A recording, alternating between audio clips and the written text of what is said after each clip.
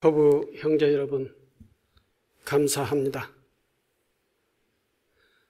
오늘은 8월 첫 번째 보살 법회와 지장제일이 함께 동시에 진행되는 날이며, 요즘 7월 백중우란분제 선망조상 인연 있는 영가를 영단에 모시고 49일간 천도 기도를 올리는 기간이기도 합니다. 오늘은 몇 가지 의미가 같이 겹쳐져 있는 그러한 법회 날이기 때문에 매우 중요하고 소중한 그러한 법회가 되겠습니다. 그래서 오늘 이야기는 보살, 즉 보살 중에서도 천도와 관련된 지장보살 이야기를 여러분들과 함께 생각을 해보도록 하겠습니다. 보살 하면은 여러분들이 너무나도 익숙한 그러한 용어이기도 하고, 다들 보살에 대한 내용을 잘 알고 공부한 그러한 분야이기도 합니다. 그러나 또 한편으로 보면은 잘 알면서도 깊이 또 나와 연결시켜서 내가 어떻게 보살로서의 살 것인가, 이러한 쪽으로 생각을 해보면은 또 깊이 알지 못하고 있는 그러한 분야이기도 합니다. 먼저 보살이 어떤 분인가, 보살의 정의라고 하겠습니다. 보살이 불교의 역사 속에서 또는 불교의 경전상 어떠한 분으로서의 이야기하고 있는가라고 하는 것을 살펴보면은, 초기 불교에는 과거 제부를 비롯한 석존이, 부처님이, 과거에 부처님이 여러 번 계시다고 그러죠. 그러한 모든 부처님을 비롯한 부처님, 즉 석가모니 부처님께서 정각을 얻기 전에 깨달음을 구하기 위하여 수행하고 있었던 때에 수행 시절을 보살이라고 하고 있습니다. 초기 불교에서는. 부처님께서 깨달음을 이루기 전, 즉 깨달음을 이루기 위한 수행자의 시절, 그 과정, 그때를 보살이라 한다라고 이렇게 보살에 대해서 초기 불교는 정리를 하고 있습니다. 초기 불교를 지나서 이제 부파불교 시대에 오면은 또 거기에서 크게 벗어나지는 않습니다만은 또 다른 의미가 여기가 첨가가 되지요. 부파불교 시대에 부파불교라고 하는 것은 여러 분파로 나누어져 있는 그러한 시대를 부파불교 시대라고 합니다. 여러 분파로 나누어져 있지만 크게는 설일체유부 또는 대중부라고 하는 이렇게 크게 둘로 나누어져 있다. 그 밖에 여러 가지 있지만 그것은 별로 그렇게 이 설일체유부와 대중부라고 하는 것 속에 다 포괄적으로 들어갈 수가 있기 때문에 설일체유부는 보살을 어떻게 정리했느냐 하면은 자리이탈을 횡원으로 하고 무상 정등각을 얻기 위하여, 즉 깨달음을 얻기 위해서 자리이탈을 기본적인 행원으로 하고 깨달음을 얻기 위하여 끊임없이 수행하는 지혜로운 유정을 보살이라 했다 그럽니다. 유정이라고 하는 것은 생명을 가지고 있는 이런 모든 존재를 유정이라고 합니다. 그 유정 중에서도 우리 인간은 가장 상위층에 있는 그러한 생명이죠. 모든 중생해도 역시 유정이라고 하는 용어와 그리고 개념이 크게 차이는 없습니다만은 지혜로운 유정이다. 보살은 깨달음을 얻기 위해 끊임없이 수행을 한 지혜로운 유정을, 지혜로운 중생을 보살이라고 했습니다. 설일체유부에서는요. 그러니까 대정부에서는 설일체유부와 조금 다른, 요즘으로 얘기하면 종파라고 할 수 있죠. 조계종, 천태종, 태고종 이렇게 있는데 설일체유부와 대종부는 이렇게 쉽게 생각을 하면 이렇게 종파라고 얘기할 수 있습니다. 대종부라고 하는 종파는 석가모니부를 초역사적인 존재로 보았기 때문에 텐의 오의를 거치지 않는 불타의 후보자를 보살로 생각을 했다. 이렇게 정리를 하고 있습니다. 석가모니 부처님은 초역사적인 존재로 보았다. 그랬습니다. 우리 인간과의 다른 그러한 분으로 석가모니 부처님을 보았다는 것입니다. 초역사적인 존재로 보고 텐의 오의를 거치지 않는 불타의 후보자를 보살이라 했다. 여기도 마찬가지 큰 틀 속에서는 초기 불교나 또는 설일체유부나 대종불교나 대종부나 다 거의 비슷비슷해요. 부처님이 되기 직전의 수행자를 보살로 보았다라고 하는 것입니다. 그 보살은 깨달음을 목표로 수행을 하는 그러한 수행자를 보살로 보았다라고 하는 것입니다. 여기에 텐의 오의를 거치지 않는 불타의 후보자를 보살로 보았다라고 하는 얘기가 나오는데, 텐의 오의라고 하는 것은 뭐냐면은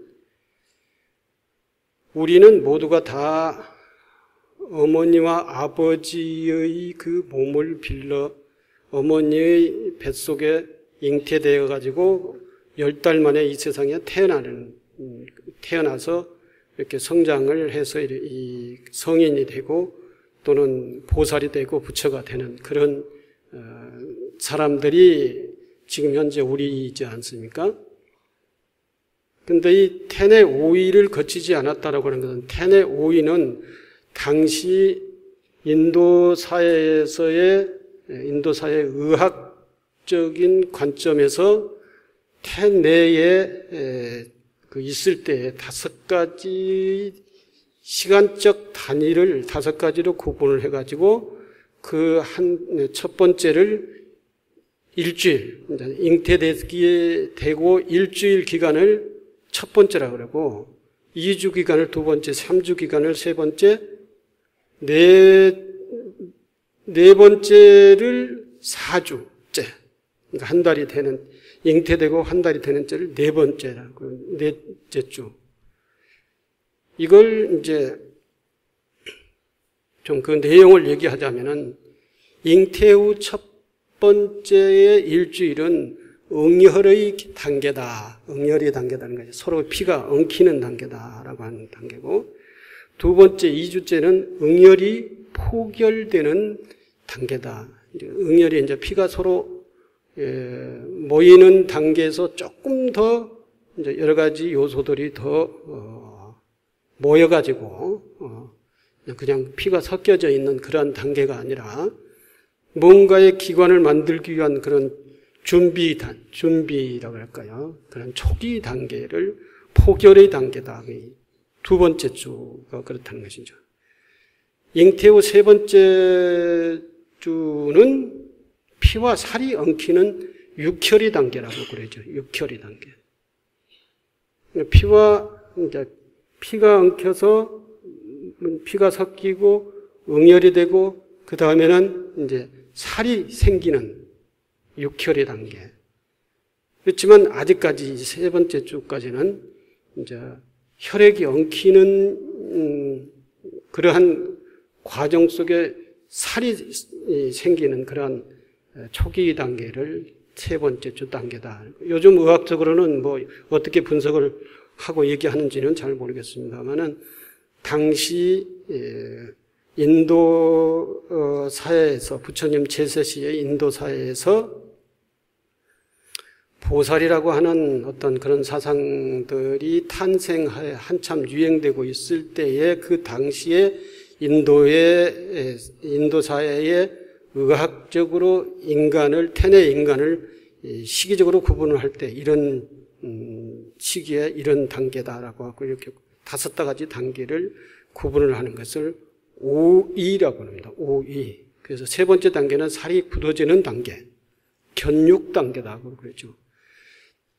네 번째 단계가, 그리고 5번째 단계, 4주째 되는 단계. 이때부터 태어날 때까지를 5번째 단계라고 그럽니다.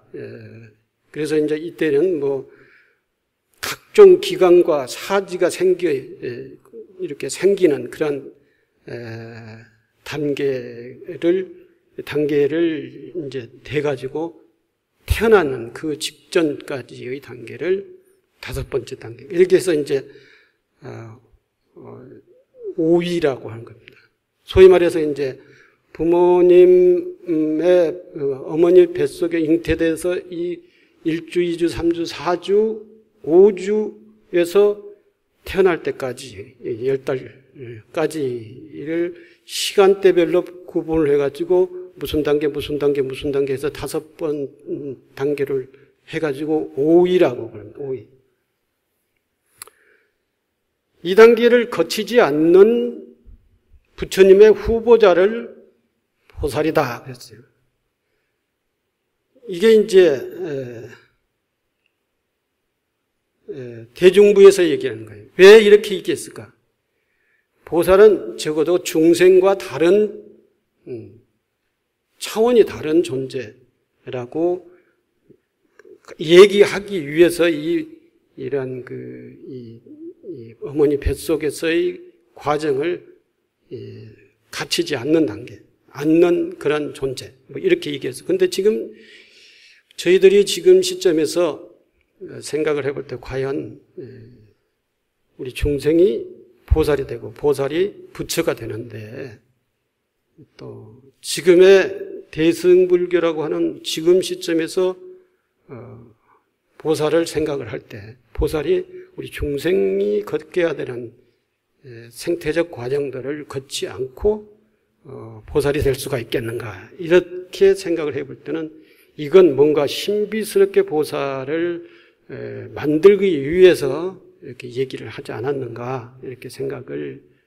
하고 이건 별로 그렇게 태내 오이를 거치지 않는 불타의 후보자라고 하는 즉 불타의 후보자는 맞지만 태내 오이를 거치지 않는 사람이다라고 하는 보살이 그런 존재다라고 하는 것은 뭐 그런 얘기만 있다라고 하는 것만 알아두시지 그것을 그렇게 신경 쓸 필요는 없을 것 같다라고 하는 것입니다. 대중부에서 그렇게 얘기를 한 것에 대해서 잠시 이러한 내용도 있다라고 하는 것을 소개를 해야 되는 것입니다. 그리고 이제 초기 불교, 부파불교가 지나가지고 이제 그 다음에 대승불교라고 하는 시대가 이제 돌아옵니다. 대승불교 시대는 부처님이 열반하시고 난 이후에 500년 후에 대승불교가 나타나게 되는 여러 가지 그 사회적 배경, 여러 가지 배경이 있죠. 사회가 변했고, 불교가 이 사회에서 어떤 존재의 이유가 있는가라고 하는 것들이 이제 그 대승불교가 태어나게 된 그 근거는 있습니다. 그러나 그것은 생략을 하고 대승불교 이름은 소위 보리심만 일으키면 누구나 보살이다 그랬어요. 보리심. 불교에 대한 부처님의 가르침에 대한 믿음, 그리고 그것을 내가 배워야겠다라고 하는 이런 보리심을 일으킨 사람은 누구나 보살이다. 즉, 부처님의 가르침을 깨닫고자 하는 모든 사람들은 전부가 다 깨달고자 하는 그런 믿음과 의지를 낸 것을 발보리심이라고 그래요. 보리심을 가진 모든 사람들은 다 보살이라는 사상이 일어나서 가장 이상적인 인격자로서의 등장하게 되고, 더 나아가서는 보살마살이라고 부른다 그래요. 그래서 여기 대승불교에 오면은 보리살타, 보살마살 이런 용어가 이제 보살에 대해서 주어지는데, 보리살타는 어떤 것을 얘기하냐면은 발보리심한, 지금 여러분들도 전부 다 발보리심 하신 분들이야. 부처님의 제자가 되고 수계를 받고 불교 공부를 하고 부처님의 가르침을 받아들여서 실천을 생활 속에서 실현을 하고자 하는 그러한 의지, 그러한 신심을 가지고 있는 우리 모두가 다 대승불교에서는 보살이다 그랬어요. 보살로서 발보리심한, 부처님의 가르침을 배우고 실천하고자 하는 그런 의지를, 신심을 가지고 있는 이런 모든 사람들 보리살타라고 그랬어요. 그래서 보리살타라고 하는 얘기는 발심보살이라고 합니다. 발심보살이라고 그러고, 그리고 마하살이라고 하는 보살마하살 그래요. 보살마살이라고, 이 마살이라고 하는 용어가 붙은 보살은 어떤 보살이냐면은 불교의 대표적인 보살이 돼요. 대표적인 보살이 사보살이 있죠. 특히 우리나라에서 신앙을 하고 있는, 중요하게 신앙하고 있는 사보살이 있어요. 여러분들 금방 여기 오셔가지고 칠정례를 하셨죠. 칠정례 중에 거기에 보면은 사보살이 나오죠. 4대 보살에게 우리가 예경을 하는 그 칠정례 중에 예경을 하는 그런 그 대목이 나옵니다. 첫째, 대원 본존 지장보살, 대자대비 관세음보살, 대행 보현보살, 대지 문수보살, 이렇게 대행, 대지, 또 대원, 대자, 이게 이 지장보살, 문수보살, 보현보살, 관음보살, 관음, 지장, 문수, 보현, 이 보살을 우리는 4대 보살이라고 합니다. 그래서 지장보살은 대원 지장보살이고, 관세음보살은 대자대비한 분이고, 보현보살은 행원이 제일인 보살이고, 문수보살은 지혜 제일인 보살이에요. 이래서 이제 이런 보살은 모든 것을 다 갖추고 있어요. 안팎으로 모든 것을 다 원만히 갖추고 있는 거예요. 행과 자비와 지혜와 원력을 다 두루두루 원만하게 잘 갖춰져 있는 보살들을 이제 4대 보살이라고 그러고, 이 보살 뒤에는 마하살자가 붙은 게 되는 것이죠. 마하살, 보살 마하살이다. 우리 법등 임원들을 마하보살, 반야보살, 바라밀보살, 보리보살 그러죠. 여기에 이 얘기가 어디에 나오느냐면 반야경에 나와요. 반야경에 나오는데, 이 반야경을 주석서인 주석서, 반야경을 해설해 놓은 그 논서가 대지도론이라고 하는 게 있습니다. 대지도론은 경전이 아주 굉장히 큰 경전이면서 이게 한 대여섯 권으로 되어 있어요. 그게 이제 경전이라고도 할 수 있지만 논문이라고 할 수 있죠. 이제 반야경 600부 반야경을 그걸 일일이 다 해설해 놓은 거예요. 알기 쉽게 해설을 해 놓은 것을 그 용어 개념으로도 해설을 해놓고 교리적으로도 해설을 해놓고 역사적으로 의미에서도 해설을 해놓고 이렇게 각각의 방향에서 각각의 시각을 가지고 반야경을 해설해 놓는 그 논문이 대지도론이라고 하는데, 대지도론은 그 반야를 얘기하고 있는 거예요. 반야를 얘기하고 있는데, 이 대지도론의 보리살타 마하살이라고 하는 용어를 이렇게 해석을, 이런 의미다라고 이렇게 해석을 해놓고 있는데, 우리가 이제 그 용어를 써서 임원의 명칭을 그렇게 하고 있지 않습니까? 마하보살이라는 것은, 마하보살이라는 것은 관세음지장 보현 문수보살과 같은 보살이다 라고 하는 얘기예요. 이런 대표적인 보살과 같은 사람이다 라고 하는 거죠. 그 마하보살 하면은 자비가 있어야 되고 지혜가 있어야 되고 원력이 있어야 되고, 그리고 뭐가 또 하나 빠졌죠? 지혜. 첫째는 지혜가 있어야 돼요. 반야지혜가 있어야 되고, 그리고 대원력이 있어야 돼요. 그리고 자비가 있어야 되고, 또 원력, 행원력이 있어야 된다. 행원력, 실천력이 있어야 된다. 마하보살은 그런 보살이 마하보살이라고 해요. 마하보살이 이 마음이 좁고 자비력도 없고 사람의 포용력도 없고 그러면 안 되는 거예요. 안 되는 거예요. 그리고 반야보살은 뭐냐? 반야보살은 반야지혜라고 하는 것이잖아요. 그러니까 반야보살은 모든 법등 가족들을 지혜로서의 이끌어야 되는 거죠. 반야보살이 이제 그 역할은 뭐 회장, 부회장 뭐 이런 식의 그 지위나 역할이라고 할 수 있지만, 부회장 역할이라고 할 수 있지만, 실제는 반야보살은 그 법등 임원들을 전부 다 지혜로서 이끌어야 되는 거죠. 지혜로서 이끌어야 된다. 법등 자체를 관리를 지혜롭게 잘 이끌어야 된다. 그러니까 지혜가 중심이 돼서 모든 역할을 해야 된다는 것이죠. 바라밀보살은 뭐냐? 바라밀보살은 행이라고 하는 것이에요. 행동, 그 실천을 해서 그 모든 생각을 현실에서 완성하는 보살이 바라밀보살이에요. 그러니까 법등에 주어진 모든 일들을 다 실천을 하는 그 역할이 자기 혼자 하는 게 아니라 모든 법등 가족들이 다 법등에 주어진 일들을 다 완성을 하도록 실천에 동참시키고 리드하는 사람이 바라밀보살이라고 해요. 보리보살은 어떤 보살이냐?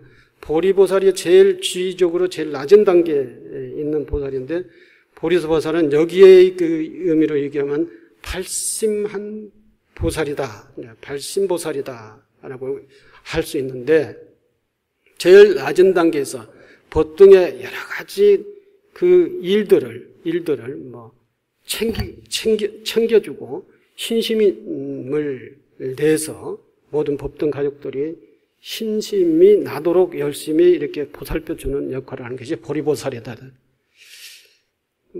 임원의 역할을 이렇게 설명해 본 적은 아마 없을 겁니다. 이거 실제 그 임원의 역할이라고 하는 부분들을 다르게 이렇게 행정적으로 또는 실제 현장에서 어떤 지위를 가지고 어떤 역할을 한다 이렇게 규정을 해놨지만, 실제 이 대지도론에서 얘기하고 있는 마하보살, 반야보살, 바라밀보살, 보리보살이라고 하는 이 보살의 개념과 지위와 역할이 뭐냐라고 하는 것을 임원 교육 속에서 임원교들에게 그렇게 이제 얘기해 본 적은 별로 없지만, 실제 경전상에서는 이런 역할이다라고 하는 것입니다. 이것이 이제 보살이다라고 하는 것이죠. 대품 반야경의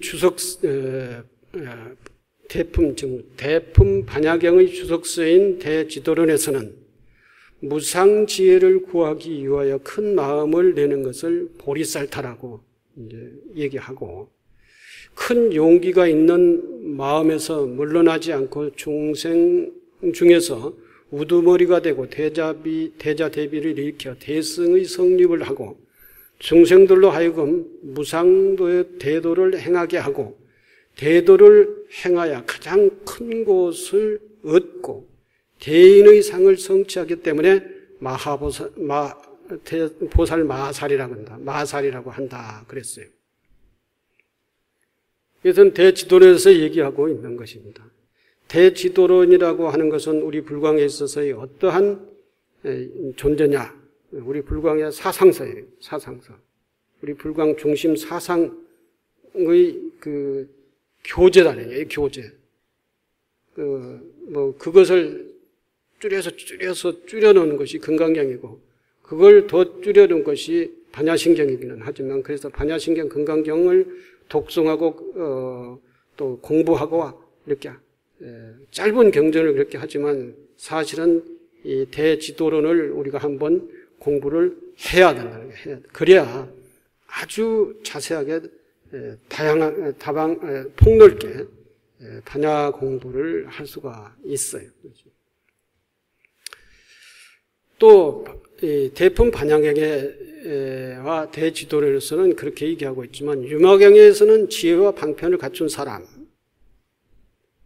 대지 본행을 성취하여 모든 공덕을 갖춘 사람, 대비심으로 중생을 위하여 존재하고 행동하는 사람, 불가사의 해탈의 힘을 가진 사람을 보살이라고 했습니다. 유마강에서는 그랬어요. 유마강에서. 이 대품 반야경이나 유마경이나 법화경이나 화엄경이나 무량수경이나 전부가 다 대승불교 경전들입니다. 그러니까 대승불교 와서 대승불교 경전에서는 보살을 뭐라고 얘기하고 있느냐라고 하는 것을 설명을 드리고 있는 것입니다.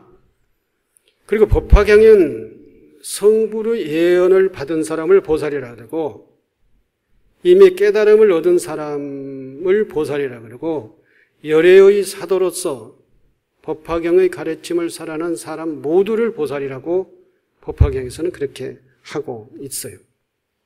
그리고 화엄경에서는 보리의 지혜가 생겨나고 대승에 안주하며 반야 바라미를 어머니로 하고 방편 선교를 아버지로 하는 사람을 보살이라고 한다 그랬어요.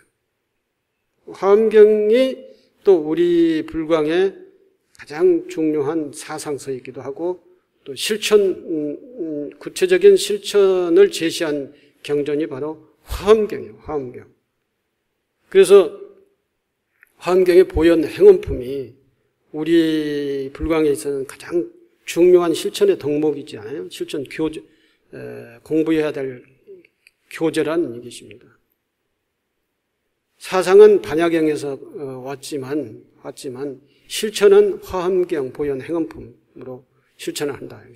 물론 사상과 실천, 즉 반야사상과 반야바라밀 행이라고 하는 육바라밀 행이 반야경에서 다 얘기하고 있지만 더 이제 종교적인 그 실천의 덕목으로서의 중요하게 제시하고 있는 것이 화엄경 보현 행원품 보현 10대 행원이다라고 하는 것입니다. 화엄경에서는 그렇게 얘기하고 있습니다. 반야바라밀을 어머니로 하라, 어머니로 하고. 그리고 방편을 통해서 중생을 제도하고 이끌는 것을 아버지로 해라, 아버지로 해라. 그게 이제 구체적인 실천, 덕목이 보현 행원의 10대 행원이라는 것입니다. 무량수경은 아미타 부처님의 위실력을 믿고 공의 이치를 깨닫고 보살도를 행하여 불국토를 건설하는 사람을 보살이라고 하고 있습니다. 불국토를 건설하는 점, 즉 극락세계의 불국토를 건설하는 그러한 사람을 이 세계의 평등 평화, 그 가정의 평등 평화와 사회 평등 평화, 이 역사 속에서 평등 평화를 실현하는 사람들, 이런 사람들을 보살이라고 무량수경에서는 그렇게 얘기를 하고 있다는 것입니다. 그리고 법장 48대 서원을 얘기하고 있는 법장보살은 모든 중생이 성불하지 않는 한 절대로 성불하지 않겠다는 서원을 세우고 행을 닦아 아미타불이 되기 때문에 모든 중생은 그에게 의지하고 믿기만 하면 다 구원을 받을 수 있다고 얘기를 했습니다. 각 경전마다 그 경전의 그 사상적 입장에서 이제 보살이란 이런 사람이다라고 이렇게 얘기를 하고 있는데, 그걸 이제 요약해 보면은 어떻게 요약을 할 수가 있냐면은, 첫 번째, 깨달음을 구하기 위하여 노력하는 구도자가 보살이라고 하는 것이고, 그리고 이미 깨달음을 얻은 오도의 보살이라고도 할 수 있고, 중생을 깨닫게 하고 구원해 주기 위하여 노력하는 이타서원의 보살로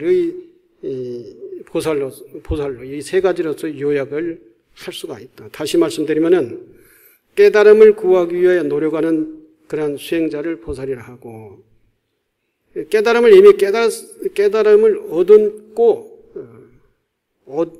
깨달음을 얻고 중생을 제도하기 위한 그 행동에 나선 사람을 보살이라고 그러고, 중생을 깨닫게 하고 구원해 주기 위해서 노력하는 이타서원의 보살, 이렇게 세 가지로 구분을 해서 정리를 할 수가 있다는 것입니다. 주보 내용으로 들어가서 이제 정리 말씀을 드리자면은, 오늘은 중생구제의 서원을 세운 지장보사를 이제 얘기를 하자면은, 먼저 이 얘기하기 전에 앞에서 살펴봤던 것을 중요한 부분을 다시 한번 말씀을 드리면은, 모든 보살은 반야지혜를 중심으로, 반야지혜라고 하는 이 지혜라고 하는 사상을 중심에 두고, 반야지혜의 눈을 뜨지 못한 사람은 보살이 될 수가 없는 거예요. 반야지혜의 눈을 뜨고, 그리고 중생을 고통에서 제도하기 위해서 여러 가지 방편을 구사하는 사람을 보살이라고 그런다. 이 얘기는 굉장히 우리가 앞으로 이제 바람일 행자로서 수행해 나가는데 중요한 얘기입니다. 중요한 얘기. 반야지혜의 눈을 뜨고 중생을 고통에서 구제하기 위해서, 중생은 자기를 포함한 모든 사람들을 얘기하는 거예요. 중생을 고통에서 구제하기 위해서 갖가지 방편을 구사하는 그러한 사람을 보살이라고 한다. 절대적으로 들어가야 되는 것이 반야지혜의 눈을 뜨지 않으면은 보살이 될 수가 없다는 것입니다.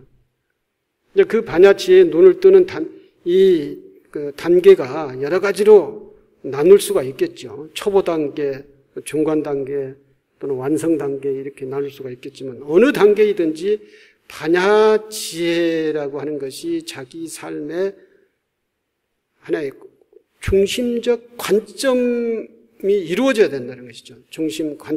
중심이 이루어져야 된다는 거예요. 반야지혜라고 하는 이 틀 위에 서서 삶을 살고 중생을 제도해야 된다는 거죠. 이 반야지혜의 눈을 뜨지 않으면은 중생을 제도할 수가 없어요. 그래서 갖가지 방편을 통해서 고통 속에 있는 중생을 제도하는 것이다.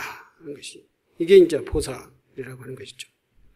지장보살도 그냥 원력만 있는 게 아니에요. 대원 본존 지장보살에서 대원력을 가진 분이 지장보살이라고 했지만, 지장보살이 그냥 원력만 가지고 있는 게 아니다. 이게 모든 보살 마살이라고 할 수 있는 보살들은 반야지혜의 눈을 뜨는 것이 기본이라는 거예요. 기본. 해안을 가지고 있는 것이 기본이다. 반야 지혜에 눈을 뜨지 않으면은 중생을 제도를 할 수가 없어요. 중생을 제도를 할 수가 없어요. 그리고 난 다음에 중생에 따라서 각가지 방편으로서 중생을 제도해요. 예를 들어서 경제적 고통에 있는 사람은 경제적 고통이라고 하는 것을 해병해 주기 위한 그 방식으로, 또는 지혜가 없는 무지한 사람은 지혜의 눈을 뜨게 하기 위한 그 방식으로 고통의 그 원인이 여러 가지가 있지 않습니까? 여러 가지가. 왜 중생이 지옥에 가느냐? 지옥에 가느냐? 그렇게 얘기도 하지요. 나쁜 악업을 지으면 지옥에 간다. 맞아요. 그 악업을, 왜 그것을 악업이라고 그러냐? 반야지혜의 눈을 뜨는 이 삶을 살지 않는 것이 악업이에요. 악업. 반야 공부를 하지 않는 것이 악업이라는 것이죠. 반야 지혜를 터득하지 못한 그러한 무지한 그 삶이 악업인 거야. 악업인 거야. 우리가 반야 지혜를 깨달아 나가는데 10단계로 합시다. 첫 번째 단계도 단계라고 하는 것에 입각을 해서 자기의 삶을 살아야 되는 것이죠.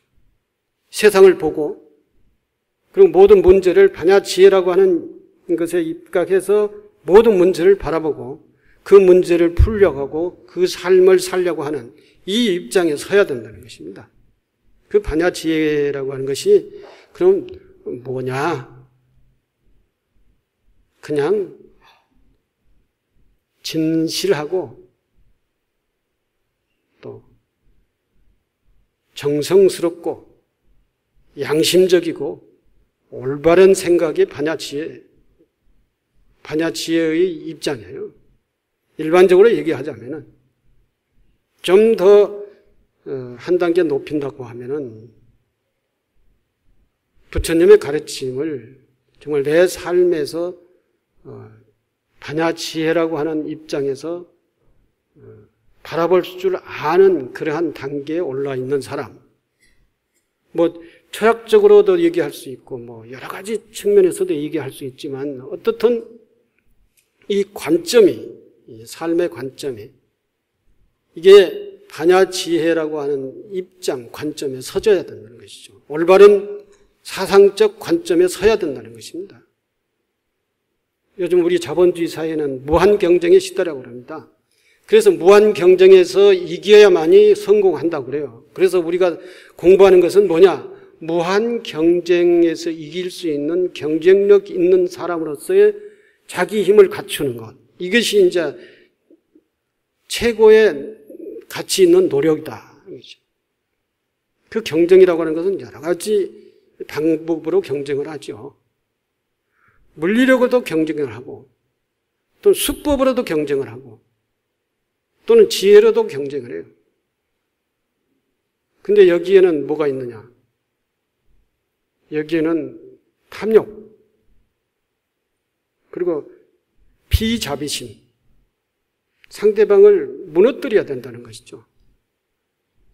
이게 윤리 도덕적, 이 전체 생명의 그 가치 속에서 비윤리적인 입장에 계속 설 수밖에 없는, 생명윤리에서 벗어날 수밖에 없는 그러한 경쟁에서 이길 수 있는 그런 힘, 이걸 갖추는 것이 우리 이 무한 경쟁 시대의 자본주의 삶에 살아나갈 수 있는 역량을 갖춘 것이고, 그것이 그 갖추는 힘이 갖추기 위해서 노력을 하는 거예요.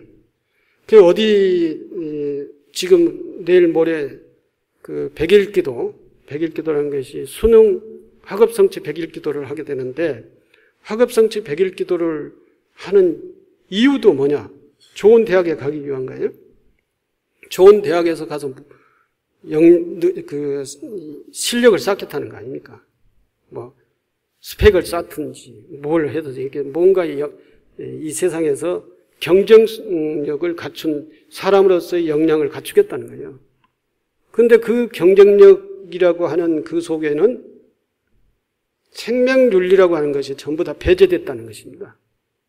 그래서 결국은 뭐냐? 무한 경쟁 속에서 살아남는 사람만이 살 수 있고 살 수 있는 거예요. 그것도 행복하게 살 수 있는 게 아니라 지금 여기 이런 얘기하면은 그 관계된 사람이 있으면 좋아하지 않겠지만 롯데가 어때요? 거기 형제들도 뭐 다르게 표현을 하지만 경쟁하잖아요. 경쟁. 거기에는 형제애라고 하는 것이 다 배제돼 버리는 거 아니에요. 생명윤리라는 게 배제되는 거예요. 평등, 평화의 이 가치 의식이라고 하는 것이 전부가 다 배제되는 것이죠. 오직 이겨야 되는 것이죠. 거기에서는 형제도 필요 없고 뭐 이것이 내가 잘못하고 얘기할 수도 있는데 어쨌든 나타나는 현상은 그렇게 나타나고 있으니까 거기는 부모도 필요 없는 거예요. 부모도. 그래서 경쟁에서 누가 자기 위치에 올라갔다고 합시다. 그 위치는 무엇을 기반으로 한 위치예요? 생명윤리의 가치를 기반으로 하는 위치인가? 아니면 윤리 도덕의 가치를 기반으로 한 위치인가? 무슨 것을 기반으로 한 위치냐 이거죠. 오직 물불을 가리지 않는 경쟁이라고 하는 것. 부모와 형제도 필요 없는 그러한 물불을 가리지 않는 경쟁으로서의 고지를 점령하는 이것밖에 없다는 것입니다. 이게 지옥이 아니고 뭐냐 이거지. 이게 지옥이 아니고. 뭐 어떤 현상을 놓고 거기 지옥이라고 얘기를 하면은 좀 그렇지만 어떤 지옥이 왜 지옥이냐? 이와 같이 생명윤리와 평화윤리와 또는 윤리도덕이라고 하는 그 모든 것을 다 정말 우리가 인간으로서의 가장 중요한 이 부분을 배제시켜버리고 오직 자본 물질 중심의 어떤 자본주의 논리, 경쟁, 무한 경쟁의 논리로만 그 고지를 올라가려고 하니까 그건 올라가도 그 사람은 또 다른 사람에게 도전을 받아야 되고 늘 불안하고 어떤 가치에 기반에 해서 그것이 위치가 주어지지 않기 때문에 행복하지 않다는 것입니다. 고통이에요. 고통의 연속. 우리도 마찬가지다는 것이죠. 오욕의 노예가 돼서 오욕을 충정하려고 오욕의 노예가 돼서 열심히 경쟁하다 보니까 우리 삶이 고통이에요. 우리 삶의 고통이다.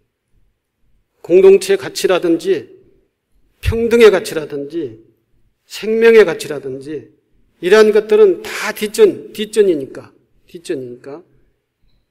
생명의 평화와 행복 이러한 것들이 다 우리 삶 속에서 이탈되어 버렸다는 것입니다. 이게 지금 현실의 우리 삶 속의 고통이면서 이 현실의 우리 삶 속의 지옥이라는 것이죠. 이 지옥에서 벗어나야 된다는 것이죠. 지금 돌아가신 영가들만이 그 지옥에서 벗어나는 게 아니라 우리가 그러한 반야지혜에 눈을 뜨고 그런 오욕의 노예가 되는 그런 삶에서 벗어날 때 우리의 위실력, 우리의 기도로 모든 영가들이 다 지옥이라고 하는 고통이라고 하는 것에서도 벗어날 수 있어요. 지장보살이 바로 그런 생각을 하고 있는 거예요. 모든 지옥 중생에 있는 모든 지옥 중생들이 그 지혜의 눈을 따라 하고 매일 지옥 안에서 이렇게 눈물을 흘리면서 지옥 중생들에게 얘기해도 지옥 중생은 그걸 알아듣지 못한다는 거 아닙니까? 알아듣는 사람은 빠져나오고 알아듣고 새로운 가치의식을 가지고 새로운 삶의 자세를 갖추는 사람은 빠져나오고 그렇지 않은 사람은 빠져나오지 못한다는 것이죠. 불지옥, 화탕지옥, 무관지옥, 지옥이라는 건 수없이 많죠. 그 속에서도 또 오욕 충족을 추구하기 때문에 거기에는 계속적으로 고통이 있을 수밖에 없다. 할 얘기는 많지만 다음에 이 시식을 또 해야 된다고 어제부터 주지스님이 간단하게 하고 내려오라고 그렇게 얘기했어요. 오늘 또 시간을 그렇게 또 지키지 못했습니다. 무슨 말인지 알겠죠? 네, 여기서 정리를 하겠습니다. 열심히 이 좋지 않는 우리 다 일상적으로 사는 삶 속에서도 그 느끼고 있는 것이고 알고 있지 않으세요? 그 알고 있는 것을 내가 실천을 하는 것이 그게 기도예요. 그게 수행이고 그게 무명의 고통에서 벗어나는 그 길이란 얘기입니다. 반야지의 눈을 뜨기 위해서 열심히 정진을 하시기 바랍니다. 감사합니다.